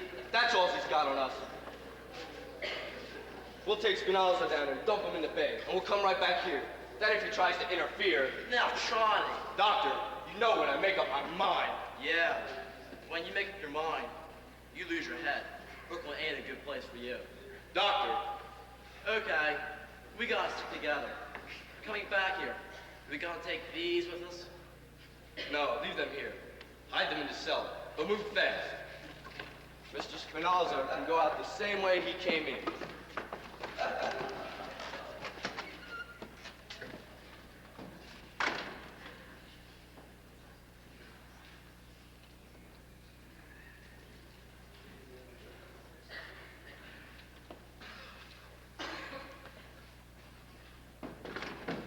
Hey, Johnny, come quick!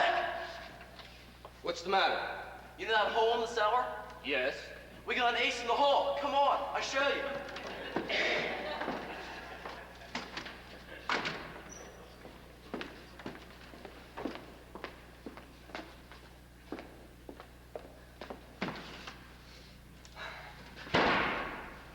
Jonathan! Jonathan! Jonathan! Yes, Mortimer. Oh! What are you still doing here?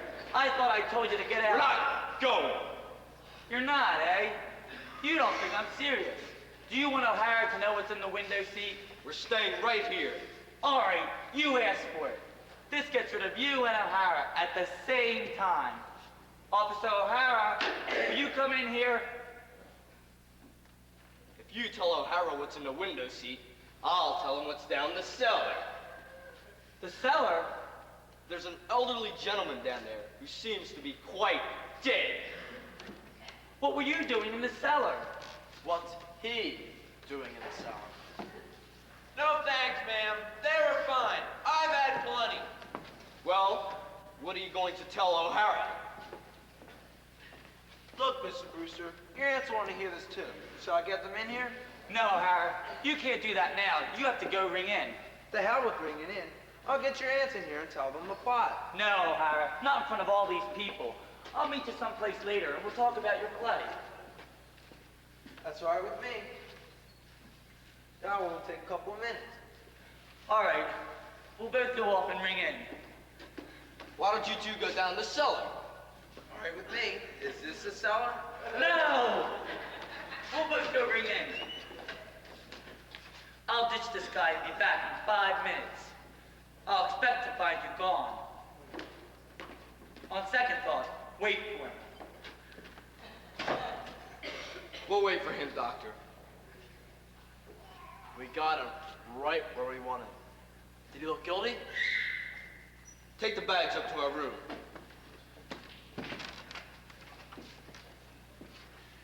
We thought we heard somebody leave. Just Mortimer, and he'll be back in a few minutes. Is there any food left in the kitchen? I think Dr. Einstein and I would enjoy a bite. But you won't have time. No, if you're still here when Mortimer gets back, he won't like it. He'll like it. He's got to like it. Get us something to eat while we bury Mr. Spinazzo in this cellar. Oh, no. No, Jonathan. He can't stay here. You've got to take him with you. There's a friend of Mortimer's downstairs waiting for him. A friend of Mortimer's? He and Mr. Spinazzo will get along fine together. They're both dead. They must mean Mr. Hoskins.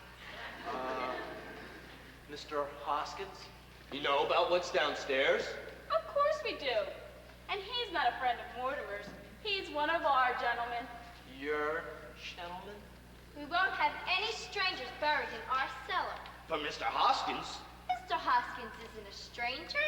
Besides, there isn't any room for Mr. Spinazzo. The cellar's crowded already. crowded with what? There are 12 graves down there now. 12 graves? That leaves very little room, and we're going to need it. You mean you and Aunt Martha have murder? Murder? Certainly not. It's one of our charities. Why, what we've been doing is a mercy. So you just take your Mr. Spinazzo out of here. You've done that? Here? In this house? And you've buried them down there? Johnny, we've been chased all over the world. They stay right here in Brooklyn and do just as good as you do. What? You've got 12, and they've got 12. I've got 13. No, Johnny, 12. 13. There's Mr. Spinalzo, the first one in London, 2 in Johannesburg, 1 in Sydney, 1 in Melbourne, 2 in San Francisco, 1 in Audubon, New Jersey. Audubon? The high school. 3 in Chicago, and 1 in South Bend. That makes 13. But you can't count the one in South Bend. He died of pneumonia. You wouldn't have got pneumonia if I hadn't shot him. No, Johnny, he died of pneumonia. He don't count. He counts with me. I say 13. No, Johnny, you've got 12, and they've got 12. But all ways are just as good as you are.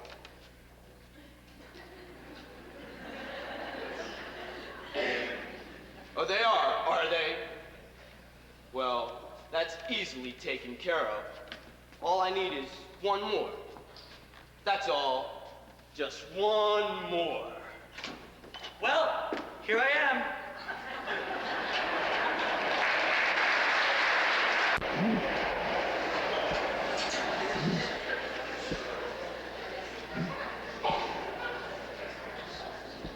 You stop doing that. It's our house and it's our cellar, and you can't do that. Ladies, please, go back and show me the law. Everybody, go upstairs. I tell you, we won't have it. You better stop it right now. All right. You'll find out. You'll find out whose house this is. I'm warning you.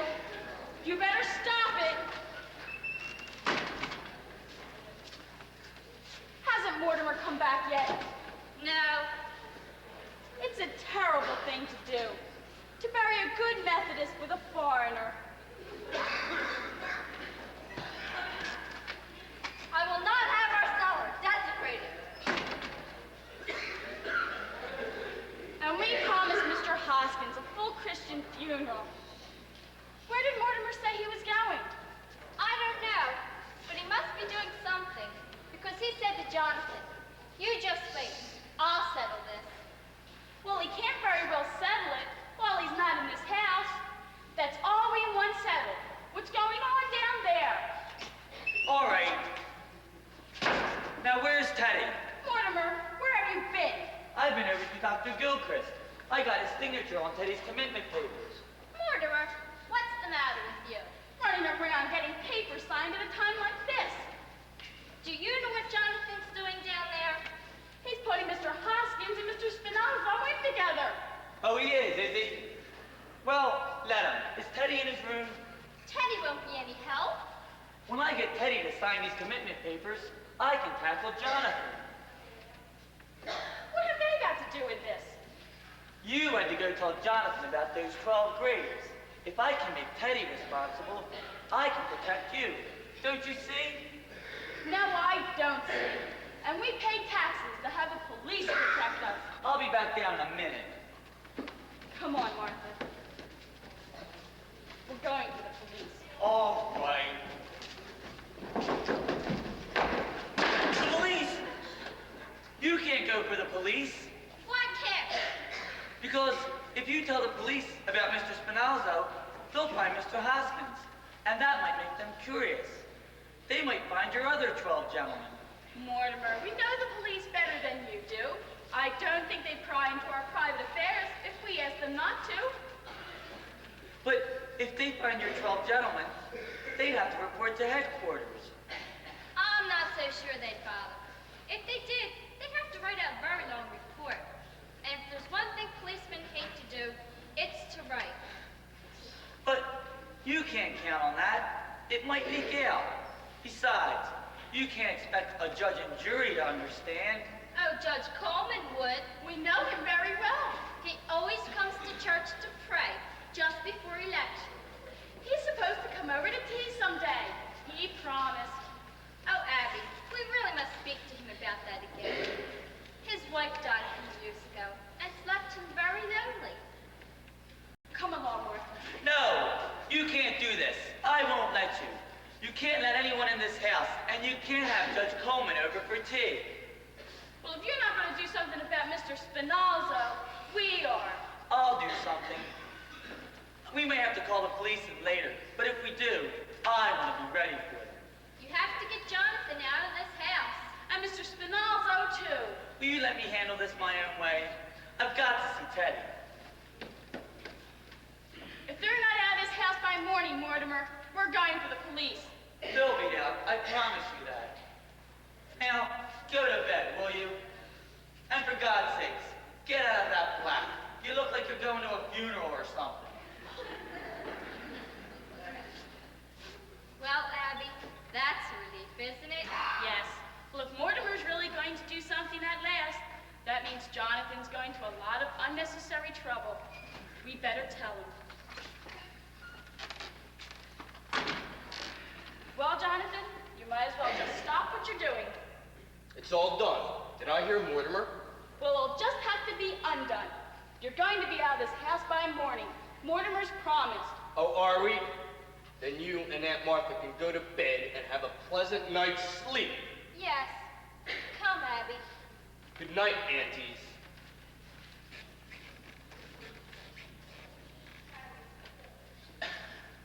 Not good night, Jonathan. Goodbye. By the time we're up, you'll be out of this house. Mortimer's promised. And he has a way of doing it, too. Then Mortimer is back. Oh, yes, he's up here talking to Teddy. Goodbye, Jonathan. Goodbye, Jonathan. Perhaps you should say goodbye to Mortimer. Oh, you'll see Mortimer. Yes, I'll see Mortimer.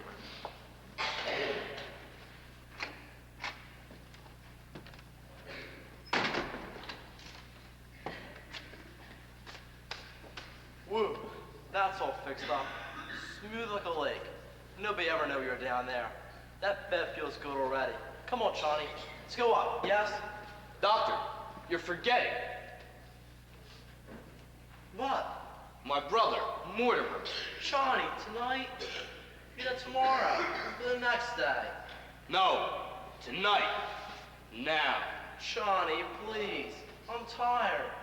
Tomorrow I gotta operate. Yes, you're operating tomorrow. But tonight, we take care of Mortimer.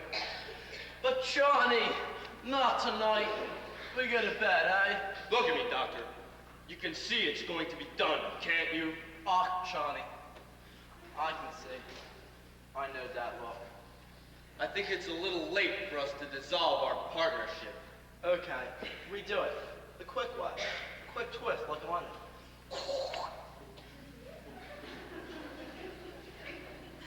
No, doctor. I think this calls for something special. I think perhaps the Melbourne method. No, Johnny! Not that! 2 hours! And when it was all over, what? The fellow in London was just as dead as the fellow in Melbourne! We had to work too fast in London. There was no aesthetic satisfaction in it. But Melbourne, there was something to remember. Remember? I wish I didn't. No, Johnny. Not Melbourne. Not me! Yes, doctor. Where are your instruments? I won't do it. I won't do it. Get your instruments. No, Johnny. Where did you put them?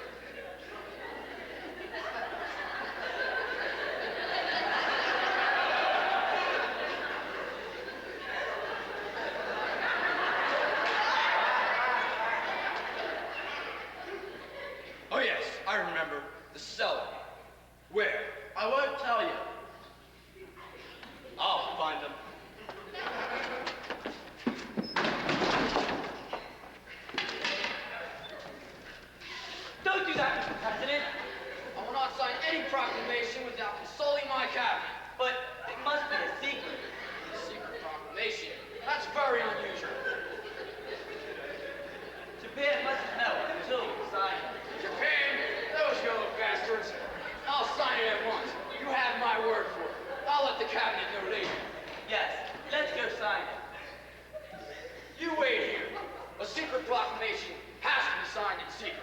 but at once, Mr. President.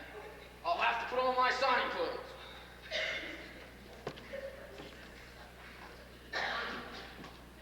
Ah, you go now. No, Doctor, I'm waiting for something. Something important. Please, you go now. Dr. Einstein, nothing against you personally. You seem like a nice fellow, but take my advice and leave this house and get as far away as soon as possible. Trouble. Yeah, you get out. Don't say I didn't warn you. I'm warning you. Get away quick.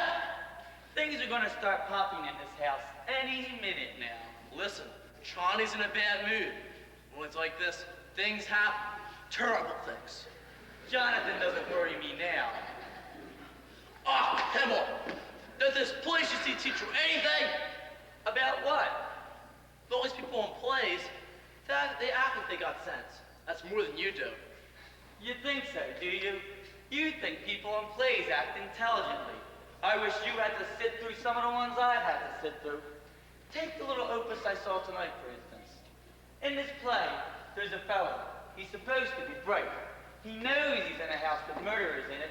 He's even been warned to get out. But does he go? No, he stays. Now I ask you, Doctor, is that what an intelligent person would do? You're asking me? He didn't even have sense enough to be on guard. For instance, the murderer invites him to sit down. You mean, won't you sit down? Believe it or not, that one was in there too. And what did he do? He sat there. And this fellow's, now mind you, this fellow's supposed to be bright, and there he just sits, just waiting to be trussed up. And what do you think they tie him up with? What? The curtain cord. Though why not? A good idea. Very convenient. A little too convenient. One of these playwrights going to use some imagination. The curtain cord. And he didn't see him get it? See him? He sat there with his back to him the whole time. And they say the critics are killing the theater. It's the playwrights that are killing the theater. That's the kind of stuff we have to suffer with. Night after night. So there this fellow sits, the one who's supposed to be bright, just waiting to be trussed up and gagged. Hey, what do you think you're...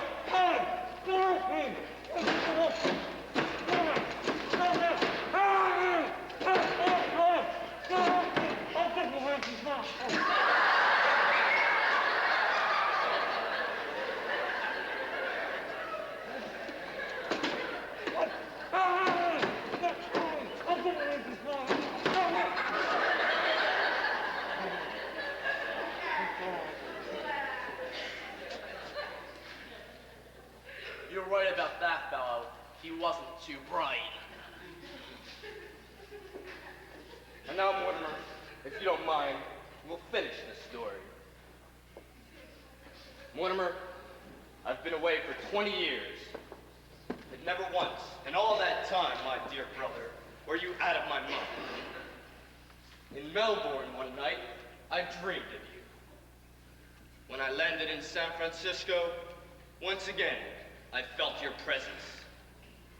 Once again, I was in the same country with you.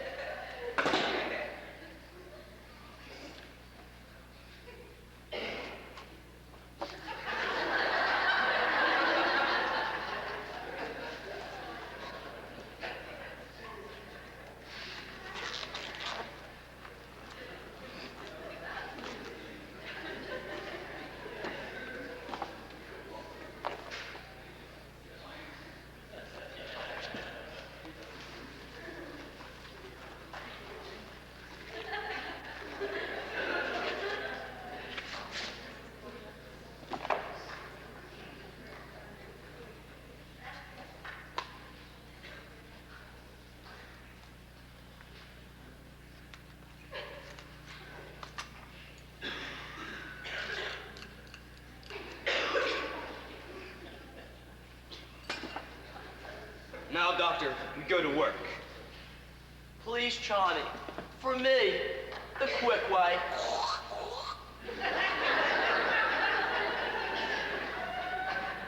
Doctor, this must really be an artistic achievement. After all, we're performing before a very distinguished critic. Johnny. Doctor, All right, let's get it over. I gotta have a drink. I can't do this without a drink. Doctor, pull yourself together. I gotta have a drink! I can't do this without a drink. I mean, walked in here this afternoon. There was wine here, remember? Where did she put that? Thank you. Look, Johnny, we got a drink.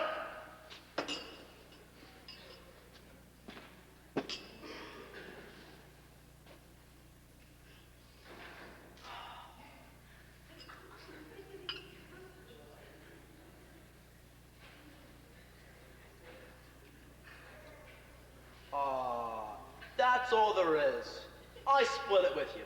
We both need a drink.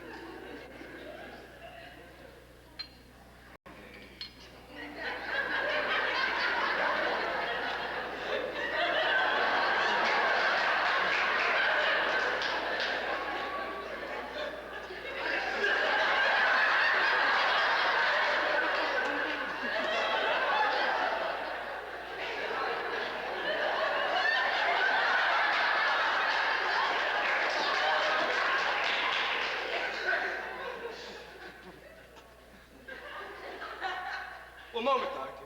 Please. Where are your manners? Yes, Mortimer. I realize now that it was you who brought me back to Brooklyn. Doctor, to my dear dead brother.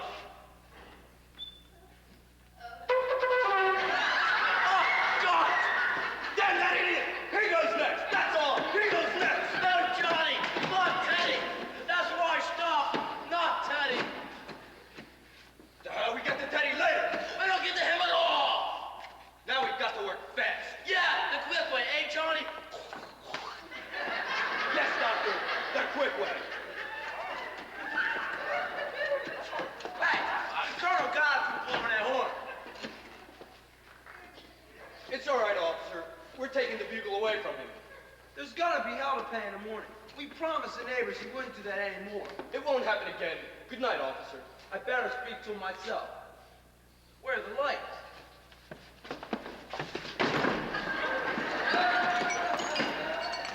Hey, you stood me up. I waited over an hour for you.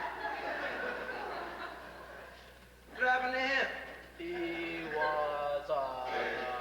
explaining a play he saw tonight, and that's what happened to Phil in the play. That happened in the fellow play?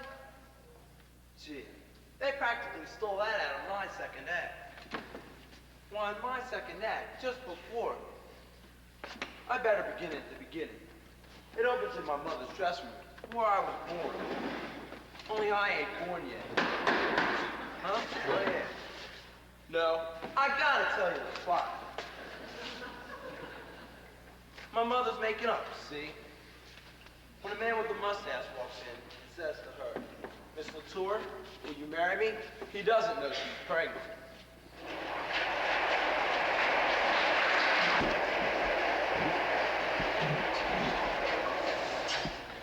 There she is, lying unconscious across the table in her lingerie. The chick is standing over her with a hatchet. I'm tied up in a chair, just like you are. The place is an inferno of flames, it's on fire. Then, all of a sudden, in through the window, in comes Meryl LaGuardia. Hey, remember who paid for that? Go easy on it. Well, I'm listening, ain't I?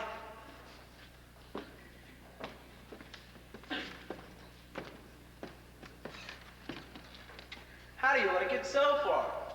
Well, put Charlie to sleep. Leave him alone. If he ain't got no interest, he don't get nothing to drink. All right, it's 3 days later, and I'm under charges. I've been transferred because somebody stole my badge. I'm walking my beat in Staten Island, 46th precinct. when a guy I'm following turns out to be following me. Don't let anybody in. So I figures I'll outsmart him. There's a vacant house on the corner. I goes in. It's cops! The lights are out. I see the door handle turn. Johnny, it's cops! Cops! Brace myself up against the wall. I pulls my gun. I says, come in.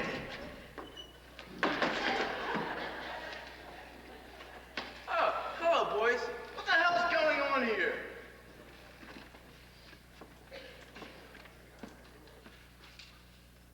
Say, Bat, what'd you know? This is Mortimer Brewster. Him and me are writing my play together. I'm telling him the story. Did you have to tie him up to make him listen? Joe, you better report in at the station. The whole force is out looking for you. Did they send you here for me? We didn't know you was here. We came to warn the old ladies that there's hell to pay. The colonel blew that bugle again in the middle of the night. From the way the neighbors have been calling in about it, you think the Germans shot the bomb on Flatbush Avenue. The lieutenant's on the warpath. Says the colonel's got to be put away someplace. Yes! Yes! Gee, Mr. Brewster, then I gotta go to the third act quick. But I don't see anything we can leave out. Get away from me! Say, do you know what time it is? It's after 8 o'clock in the morning. It is? Gee, Mr. Brewster, them first two acts run a little long, but I don't see anything we can leave out. You can leave it all out. Who the hell is this guy? That's my brother. Oh, the one that ran away. So he came back. Yes, he came back. This is Brophy. Get me Mac. Mac, tell the lieutenant he can call off the big manhunt. We got him. In the Brewster house. Do you want us to bring him in? Oh, all right. We'll hold him right here. Lieutenant's on his way over. So, I've been turned in, eh? All right, you've got me. Now I suppose you and that stool-pigeon brother of mine will split the reward. Reward? Now I'll do some turning in. You think my answer is sweet, charming old ladies, don't you? Well, there are 13 bodies buried in their cellar. Teddy! Teddy! Teddy! What the hell are you talking about? You better be careful what you're saying about your aunt. They have to be friends of ours. I'll show you. I'll prove it to you. You've come to me with this cellar. Wait a minute. Wait a minute. 13 bodies. I'll show you with a perfect. Oh, yeah? You don't want to see what's down the cellar? Go down in the cellar with him, Abe. I'm not sure I want to be down so much. Look at that puss. He looks like Boris Karloff. Hey! Yeah, what do you think you're doing?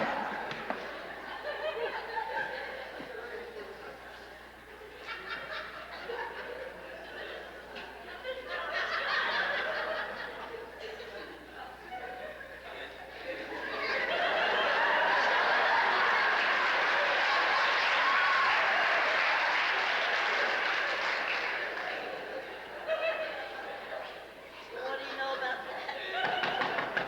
Come in. The hell you meant doing here? Told you I was going to handle it. Well, sir, we was just about... What happened? Did he put up a fight? This ain't the guy that blows the bugle. This is his brother. He tried to kill Klein. All I said was he looked like Boris Karloff.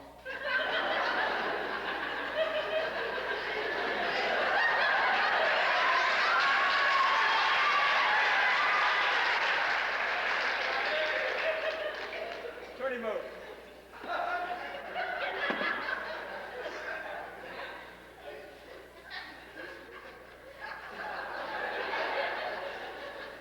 You kind of think he's wanted somewhere.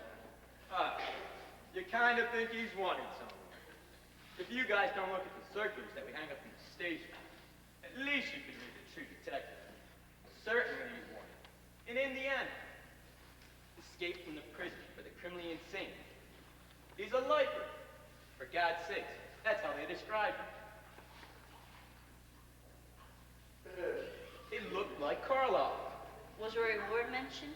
Yeah, I'm claiming it. He was trying to get us down in the cellar. He said there's 13 bodies buried down there. 13 bodies in the cellar?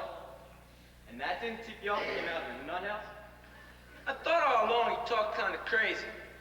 Oh, it's Shakespeare. And where have you been all night? And you needn't bother to tell me. I've been right here, writing my play with Mortimer Brewster. Yeah? You're gonna have plenty of time to write that play. You're suspended. Now get back and report in. Can I come and use the station typewriter sometimes? No, get out of here.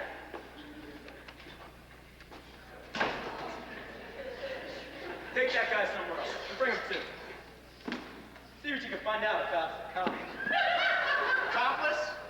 The guy that helped him escape. He's wanted too. No wonder Brooklyn's in the shape that it's in. With the police force full of flatheads like you. Falling for a story like that. 13 bodies in the cellar. But there are 13 bodies in the cellar. Who are you? I'm President Roosevelt. The hell is this? He's the guy that blows the bugle. Good morning, Colonel. Well, Colonel, you've blown your last bugle. Dear me, another yellow fever victim. What? Those 13 bodies in the cellar are yellow fever victims. No, Colonel, this is a spy we caught in the White House. Take that guy somewhere else. If there's any questioning spies, that's my department. You keep out of this. You're forgetting as president, I'm also head of the Secret Service. Captain? Officer, you dropped your hat.